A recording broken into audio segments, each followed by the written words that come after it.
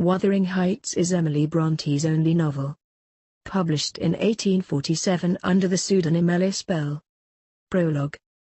Chapters 1 to 3.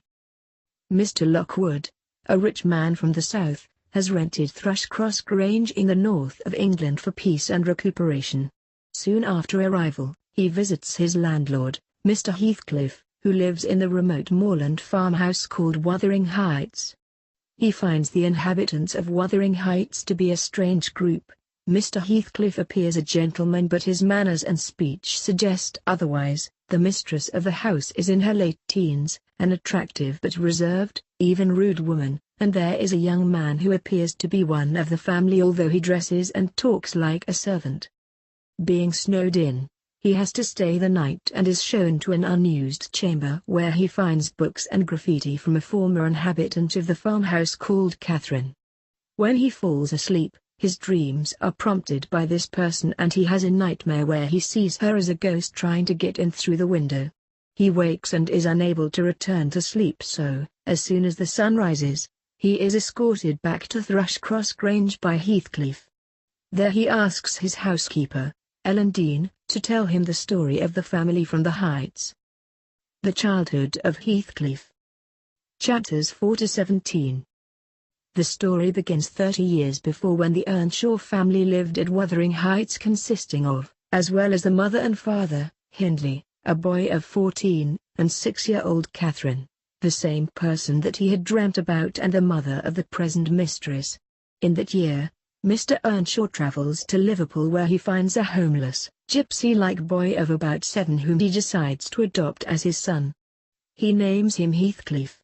Hindley, who finds himself excluded from his father's affections by this newcomer, quickly learns to hate him, but Catherine grows very attached to him.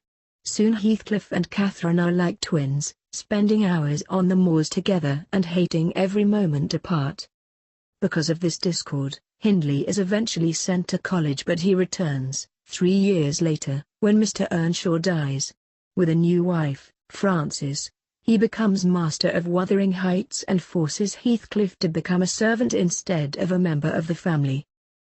Heathcliff and Cathy continue to run wild, and, in November, a few months after Hindley's return, they make their way to Thrushcross Grange to spy on the inhabitants. As they watch the childish behavior of Edgar and Isabella Linton, the children of the Grange, they are spotted and try to escape. Catherine, having been caught by a dog, is brought inside and helped while Heathcliff is sent home. 5 weeks later, Catherine returns to Wuthering Heights, but she has now changed, looking and acting as a lady. She laughs at Heathcliff's unkempt appearance, and, the next day when the Lintons visit, he dresses up to impress her. It fails when Edgar makes fun of him and they argue. Heathcliff is locked in the attic where, in the evening, Catherine climbs over the roof to comfort him. He vows to get his revenge on Hindley. In the summer of the next year, Frances gives birth to a child, Anne, but she dies before the year is out. This leads Hindley to descend into a life of drunkenness and waste. 2 years on, and Catherine has become close friends with Edgar, growing more distant from Heathcliff. One day in August, while Hindley is absent, Edgar comes to visit Catherine. She has an argument with Ellen, which then spreads to Edgar, who tries to leave. Catherine stops him, and, before long, they declare themselves lovers. Later, Catherine talks with Ellen, explaining that Edgar had asked her to marry him and she had accepted. She says that she does not really love Edgar but Heathcliff. Unfortunately, she could never marry the latter because of his lack of status and education. She therefore plans to marry Edgar and use that position to help raise Heathcliff's standing. Unfortunately, Heathcliff had overheard the first part about not being able to marry him and flees from the farmhouse. He disappears without trace, and, after 3 years, Edgar and Catherine are married. 6 months after the marriage, Heathcliff returns as a gentleman, having grown stronger and richer during his absence. Catherine is delighted to see him, although Edgar is not so keen. Isabella, now 18, falls madly in love with Heathcliff, seeing him as a romantic hero. He despises her but encourages the infatuation, seeing it as a chance for revenge on Edgar. When he embraces Isabella one day at the Grange, there is an argument with Edgar which causes Catherine to lock herself in her room and fall ill. Heathcliff has been staying at the Heights, gambling with Hindley and teaching Herne bad habits. Hindley is gradually losing his wealth, mortgaging the farmhouse to Heathcliff to repay his debts. While Catherine is ill, Heathcliff elopes with Isabella, causing Edgar to disown his sister. The fugitives marry and return 2 months later to Wuthering Heights. Heathcliff hears that Catherine is ill and arranges with Ellen to visit her in secret. In the early hours of the day after their meeting, Catherine gives birth to her daughter, Cathy, and then dies. The day after Catherine's funeral, Isabella flees Heathcliff and escapes to the south of England, where she eventually gives birth to Linton, Heathcliff's son.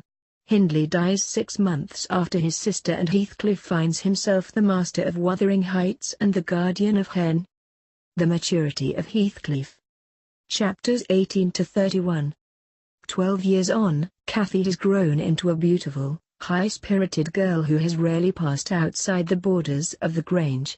Edgar hears that Isabella is dying and leaves to pick up her son with the intention of adopting him. While he is gone, Cathy meets Herne on the moors and learns of her cousin and Wuthering Heights' existence. Edgar returns with Linton, who is a weak and sickly boy.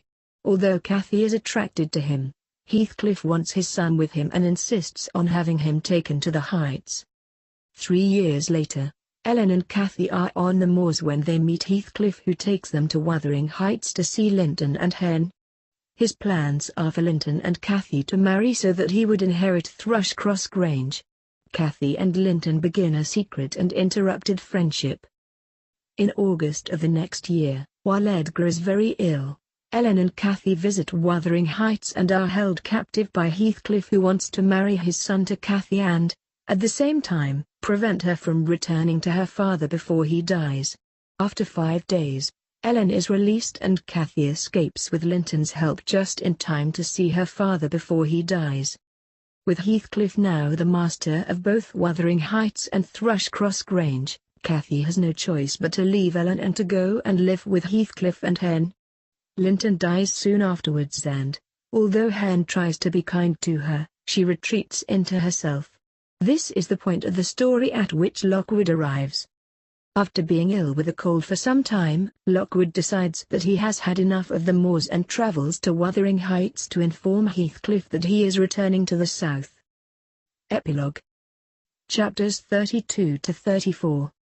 In September, 8 months after leaving, Lockwood finds himself back in the area and decides to stay at Thrushcross Grange, since his tenancy is still valid until October. He finds that Ellen is now living at Wuthering Heights. He makes his way there and she fills in the rest of the story. Ellen had moved to the Heights soon after Lockwood had left to replace the housekeeper who had departed. In March, Herne had had an accident and been confined to the farmhouse. During this time, a friendship had developed between Cathy and Herne. This continues into April when Heathcliff begins to act very strangely, seeing visions of Catherine. After not eating for 4 days, he is found dead in his room. He is buried next to Catherine. Lockwood departs, but, before he leaves, he hears that Herne and Cathy plan to marry on New Year's Day. Herne and Cathy.